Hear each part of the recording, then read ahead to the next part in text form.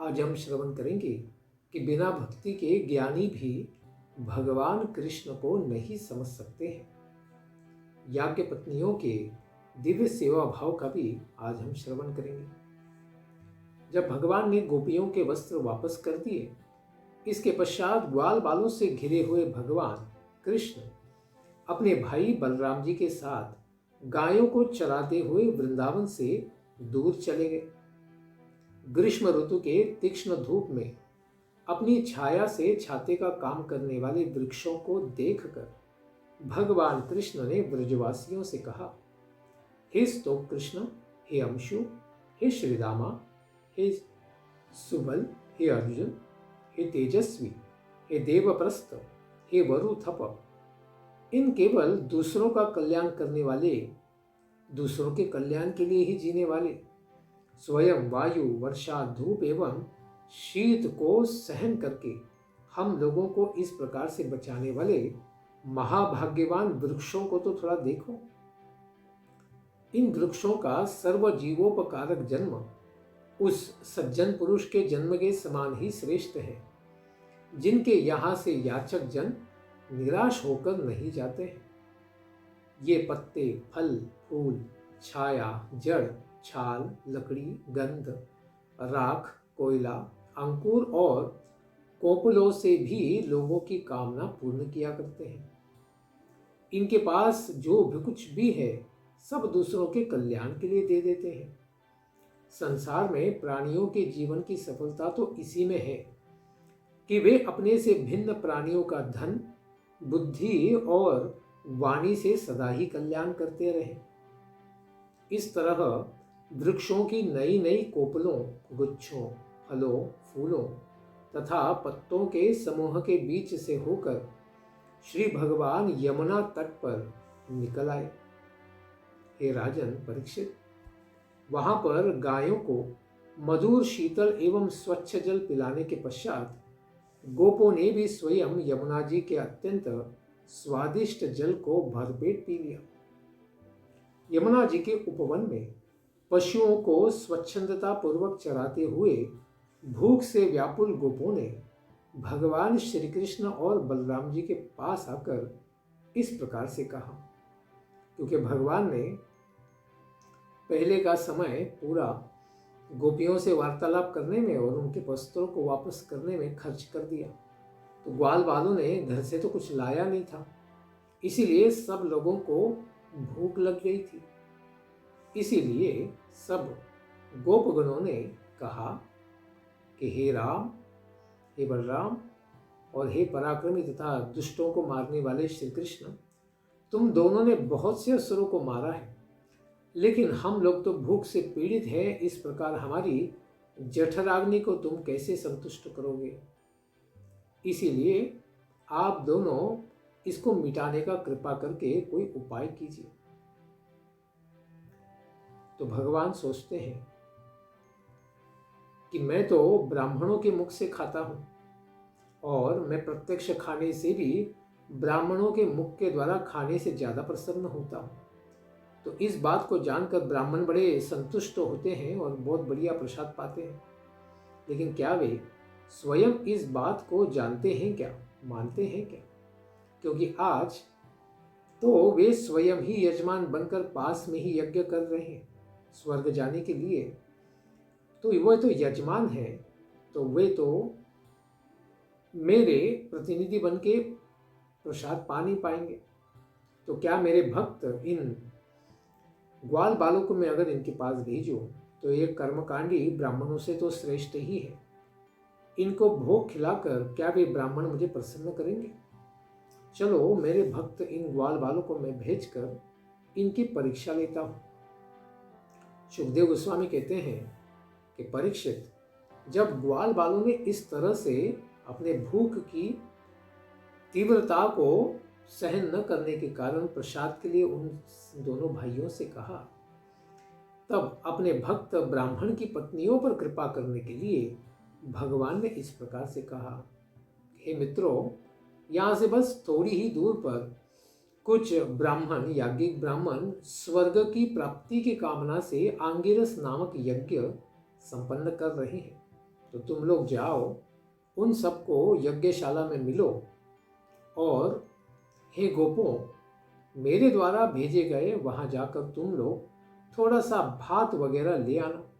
मेरे बड़े भाई बलराम जी का भी नाम लेना और मेरा भी नाम लेकर तुम उनसे कुछ मांग के ले आना।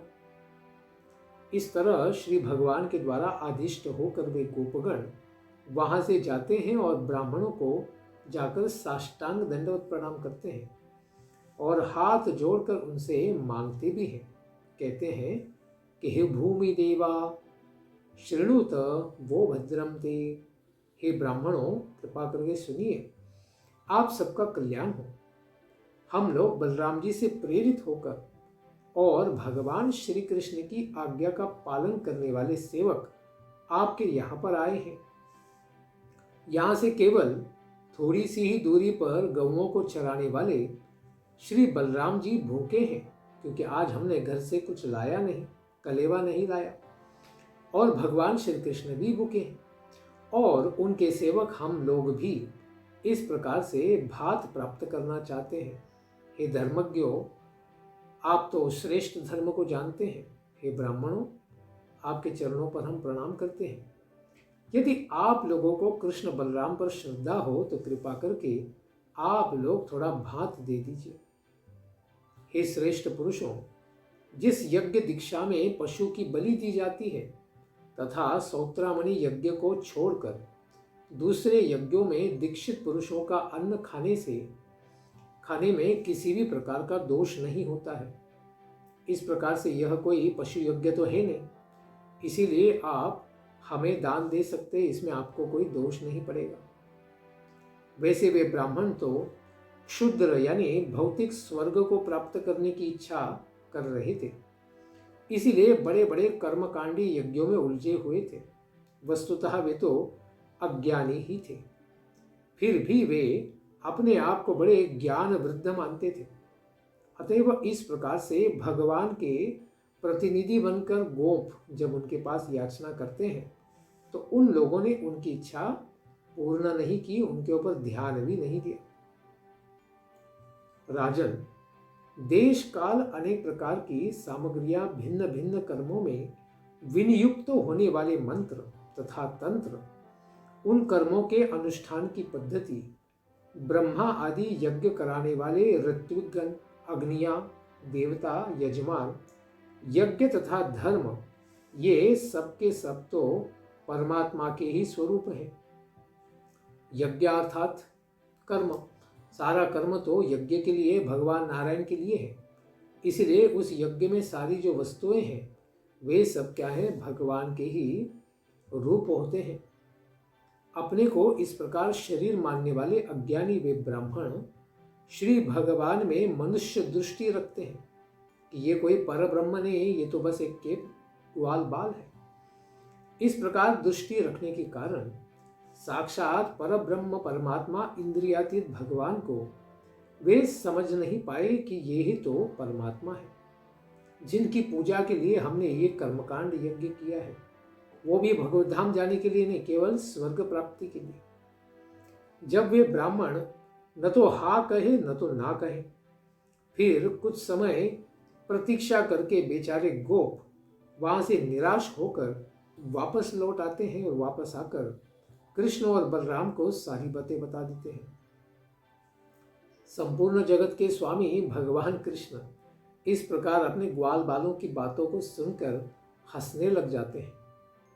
उन्होंने उन सबों को समझाया कि संसार में तो विफलता बार बार मिलती ही रहती है, फिर भी हमें प्रयास करते रहना चाहिए, क्योंकि सफलता एक ही बार कर्म करने से नहीं मिलती, कभी कभी बारंबार प्रयास करना पड़ता है। इस प्रकार उन्होंने गोपों से कहा कि इन ब्राह्मणों ने तुम्हारा कल्याण नहीं किया, ठीक है, ब्राह्मणों की पत्नियों के पास जाओ और कहो कि पास ही में बलराम और श्री कृष्ण आए हैं, दोनों भूखे हैं। इस प्रकार से अगर तुम कहोगे, क्योंकि वे सब लोग मुझसे प्रेम करती हैं, इसीलिए मुझ में उनका मन लगा है, अवश्य ही वे तुमको जितना चाहिए उतना अन्न दे देंगी। कैसे? इस प्रकार से विचार करते हुए वे सब वापस जाते हैं और यज्ञशाला के पास ही ब्राह्मणों की जो पत्नियां थी इनके पास जाकर देखते हैं कि यह ब्राह्मणों की पत्नियां बड़ी अलंकृत होकर वहां पर बैठी हुई है। गोपों ने ब्राह्मणों की पत्नियों के पास जाकर नमस्कार किया और बड़े नम्रतापूर्वक कहा कि आप विप्र पत्नियों को हम सब नमस्कार करते हैं, आप लोग हमारी बात को कृपा करके सुनिए। यहाँ से केवल थोड़ी ही दूर पर भगवान श्री कृष्ण और बलराम आए हैं, उन्होंने ही हमें आपके पास भेजा है। गोपालों के साथ गौओं को चराते हुए वे बलराम जी के साथ दूर आ गए हैं। वे अपने साथियों के साथ भूखे हैं क्योंकि आज हमने किसी ने कलेवा नहीं लाया, अतएव उनको और हम सब उनके साथियों के लिए आप थोड़ा सा भोजन दे दें। भगवान श्री कृष्ण सन्निकट में ही आए हैं। इस बात को सुनकर सदैव भगवान के दर्शन के लिए ही उत्सुक रहने वाली वे माताएं इस प्रकार भगवान के आने की बात सुनकर बड़ी ही उतावली हो गई। वे सब तुरंत बर्तनों में अत्यंत तथा हितकारी चारों प्रकार के भोजन, खाने योग्य, पीने योग्य, चाटने योग्य, इस प्रकार सब प्रकार के भोजन पात्रों में लेती है और अपने प्रिय भगवान श्री कृष्ण के पास उसी तरह दौड़ आती है जिस तरह सभी नदियां समुद्र के पास आ जाती हैं। पवित्र कीर्ति भगवान के विषय में दीर्घ काल से उनके गुणों के आदि के बारे में श्रवण उन लोगों ने करके रखा था, इसीलिए उनका अंतःकरण भगवान के चरणों में समर्पित हो गया था। इसीलिए पतियों, भाइयों, बांधवों और पुत्रों के द्वारा रोके जाने पर भी वे रुकी नहीं, भगवान के पास दौड़ी चली आई। नवीन कोपलों से अलंकृत यमुना नदी के तट पर अशोक वन में गोपों के साथ बलराम जी और श्री कृष्ण दोनों के दोनों विचरण करते हुए उन विप्र पत्नियों ने देखा। उन स्त्रियों ने जाकर देखा कि भगवान के श्याम वर्ण के दिव्य स्वरूप पर पीला पीतांबर सुशोभित हो रहा है। उन्होंने सुंदर वैजयंती वनमालाओं को धारण किया है और सिर पर मोर मुकुट धारण किया है। अंगों में रंगीन धातुओं से चित्रकारी की है। कोपलों के गुच्छों से नट का वेश बनाया हुआ है। वे एक हाथ में अपने सखा ग्वाल बाल के कंधे पर रखे हुए हैं और दूसरे हाथ से कमल का पुष्प घुमाकर उसको नचा रहे हैं। कानों में कमल का कुंडल पहने हुए हैं और कपोलों पर काले घुंघराले केश उनके लटक रहे हैं। इस प्रकार भगवान का मुख अत्यंत मधुर मुस्कान की रेखाओं से सुशोभित हो रहा था। हे राजन परीक्षित, अब तक इस प्रकार अपने प्रियतम श्री कृष्ण की लीलाओं और गुणों को अपने कानों से सुन सुनकर वे विप्र स्त्रियां अपने मन को उन्हीं भगवान के ही प्रेम में रंग चुकी थी। अब नेत्रों के मार्ग से उन श्री भगवान को अपने हृदय में लेकर वे दीर्घ काल तक उनके चरणों का आलिंगन करती रही। इस प्रकार अपने हृदय के ताप को उसी प्रकार उन्होंने शांत किया जिस तरह जागृत एवं स्वप्न की अवस्था की वृत्तियां अहमत्व और ममत्व की भावना से जलती रहती हैं, किंतु फिर इससे परे जो सुषुप्ति की अवस्था है, जो स्वप्न से भी परे है, इसमें उनके अभिमानी प्राज्ञ के प्राप्त करने से शांत स्थित वे हो जाती हैं और उनकी सारी जलन हृदय से मिट जाती है। इस प्रकार सारी विप्र पत्नियों को भगवान के दर्शन से बड़ा आनंद हुआ, क्योंकि भगवान तो सबके हृदय में विराजमान है, सबकी हृदय की बातों को जानते हैं। उन्होंने जब यह जान लिया कि ये ब्राह्मण पत्नियां अपने पतियों और पुत्रों को रोकने पर भी अपने सभी सगे संबंधियों और पुत्रों की आशा को पूरी तरह त्याग कर केवल मेरे दर्शन की ही अभिलाषा को लेकर मेरे पास दौड़ी चली आई, सारे बंधनों को काट के, तो वे हंसते हुए उन सब से कहते हैं, हे महाभाग्यशाली देवियों, आप सब लोगों का यहाँ पर स्वागत है। कृपया आप आइए और यहाँ पर बैठिए। मैं आप सब लोगों का किस प्रकार से स्वागत करूं? आप लोग केवल मेरे दर्शन की इच्छा से ही तो यहाँ पर आई हुई है। यह आप लोगों जैसे प्रेमपूर्ण हृदय वालों के लिए उचित ही है। निश्चित रूप से संसार में अपनी वास्तविक भलाई कोई चाहता है, ऐसा बुद्धिमान पुरुष ही अपने प्रियतम के समान ही मुझसे प्रेम करते हैं। उनकी वह भक्ति कामना, व्यवधान तथा संकोच से रहित होती है। सांसारिक कोई भी भवबंधनों का वे विचार नहीं करते हैं। अपने प्राण, बुद्धि, मन या फिर अपनी आत्मा, पत्नी, पुत्र तथा धन आदि जिसके सन्निधान से प्रेम होते हैं, वे सब मुझ परमात्मा श्री कृष्ण से भिन्न उन्हें और अधिक कौन प्रिय हो सकता है? क्योंकि भगवान तो सबसे अधिक प्रिय होते हैं। अतएव आप लोगों का यहाँ पर आना तो अत्यंत ही उचित है। मैं आप लोगों के आने का अभिनंदन करता हूँ।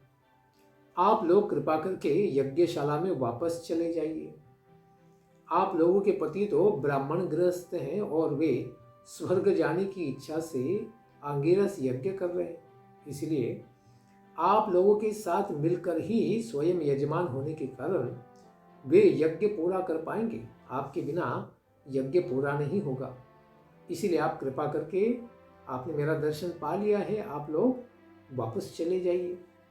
इस प्रकार जब भगवान ने उनको वापस जाने के लिए कहा तो ब्राह्मण पत्नियों ने कहा, हे प्रभु, आप इस तरह की कठोर वाणी मत बोलिए। श्रुतियां भी कहती हैं, यद्गत्वा न निवर्तन्ते न स पुनरावर्तते। अरे जो एक बार आपके दिव्य चरणों की शरण में आ जाता है, वह पुनः इस भौतिक संसार में वापस लौट कर नहीं जाता है। आप इस वेदवाणी को सत्य कीजिए, झूठ मत कीजिए। हम लोग तो अपने समस्त बांधवों, पतियों का तिरस्कार करके यहाँ पर चली आई और आपके चरणों में अभी समर्पित हो गई है। जिस प्रकार आपके चरणों में समर्पित तुलसी माला है, इस माला को अभी हम प्राप्त करके अपने केशों में धारण करेंगे। हे अपने शत्रुओं का दमन करने वाले भगवान श्री कृष्ण, अब हमारे पति, पुत्र, माता, पिता, भाई, बंधु और स्वजन संबंधी हमें कोई भी राग नहीं है।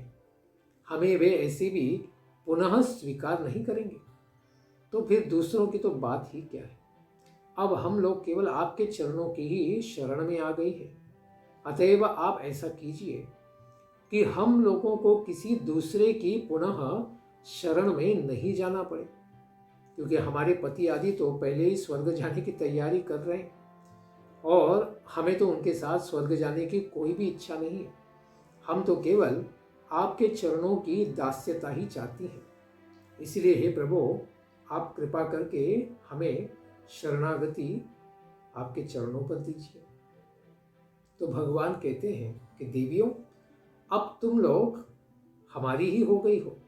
अतएव तुम लोगों का तुम्हारे भाई, पति, पुत्र, पिता या सगे संबंधी, यहाँ तक कि सारा संसार भी कभी तिरस्कार नहीं कर सकता है। देखो, मेरी इस बात का देवता भी समर्थन करते हैं। मेरे चरणों पर कोई समर्पित होगा तो उसे संसार कभी ठुकराएगा नहीं।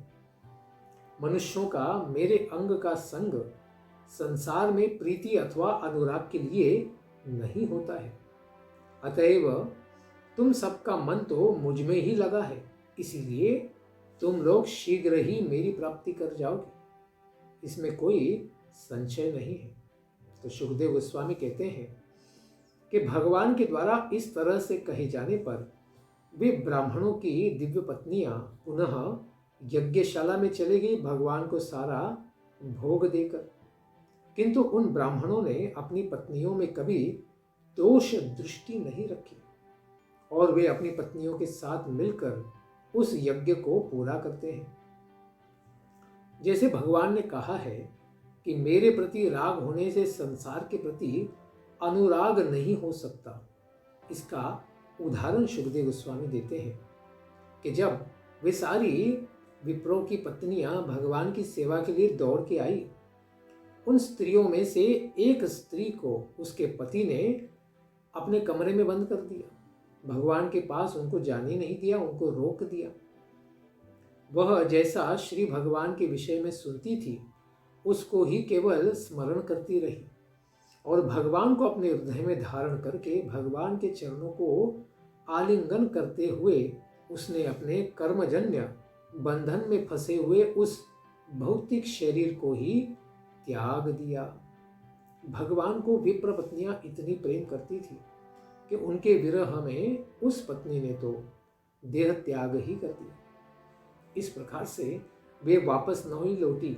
अगर उन्हें उस शरीर के साथ भगवान के पास जाने नहीं दिया तो उस शरीर का त्याग करके उनकी आत्मा भगवान के चरणों तक पहुंच गई।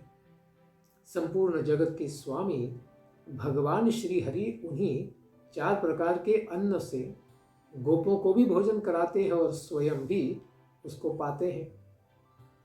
इस प्रकार लीला के लिए ही मनुष्य के जैसा रूप धारण करते हुए भगवान अत्यंत मनमोहक रूप, मधुर वाणी और अति मानुष कर्मों के द्वारा इस प्रकार गौओं, गोपों और गोपियों को आनंदित करते हैं। उन सबों के अलौकिक प्रेम रस का आस्वादन करते हुए बड़े ही आनंदित होते हैं। उसके पश्चात वे अपराधी ब्राह्मण जिन्होंने भगवान की और उनके ग्वाल बालों की सेवा नहीं की थी, वे ब्राह्मण अपने द्वारा किए गए इस अपराध का स्मरण करते हैं, यज्ञ के बाद पछतावा करने लगते हैं। वे सोचने लगते हैं कि अरे, मनुष्यों का अनुकरण करने वाले बलराम और श्री कृष्ण ये दोनों तो संपूर्ण जगत के स्वामी हैं, जगन्नाथ और बलदेव हैं, और उन लोगों की याचना को हमने स्वीकार नहीं किया। यह हम लोगों ने बहुत ही बड़ा पाप किया है।